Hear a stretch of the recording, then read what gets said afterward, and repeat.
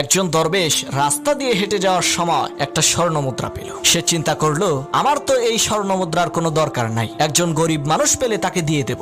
এই ভেবে দরবেশ সামনের দিকে হাঁটা শুরু করলো। এমন সময় সে দেখতে পেল বিশাল বড় এক অশ্বারোহী বাহিনী নিয়ে অস্ত্রে শস্ত্রে সজ্জিত হয়ে সে রাজ্যের রাজা কোথায় যেন যাচ্ছে। সেই রাজা দরবেশকে দেখে বলল, হুজুর, আমাদের জন্য দোয়া করবেন, আমরা যুদ্ধে যাচ্ছি। তখন সেই দরবেশ স্বর্ণ মুদ্রাটি রাজার হাতে দিয়ে বলল, রাজা মশাই, এই স্বর্ণ মুদ্রাটি আপনি রাখেন। তখন রাজা অবাক হয়ে বলল, এই বিশাল সাম্রাজ্যের রাজা আমি, সামান্য একটি স্বর্ণ মুদ্রা দিয়ে আমি করবোটা কি? তখন দরবেশ বলল, আমার মনে হয় এই স্বর্ণ মুদ্রাটা আপনার খুব প্রয়োজন, কারণ এত বড় সাম্রাজ্য থাকার পরও আপনি সন্তুষ্ট না, আরো একটা রাজ্য দখল করতে যাচ্ছেন। তখন রাজা মশাই বুঝতে পারলো, সত্যিই তো এই দরবেশের কাছে কিচ্ছু নাই, একটা স্বর্ণ মুদ্রা কুড়িয়ে পেয়েছে, তাও সে দান করে দিচ্ছে। সে তো আমার চাইতেও বড় রাজা।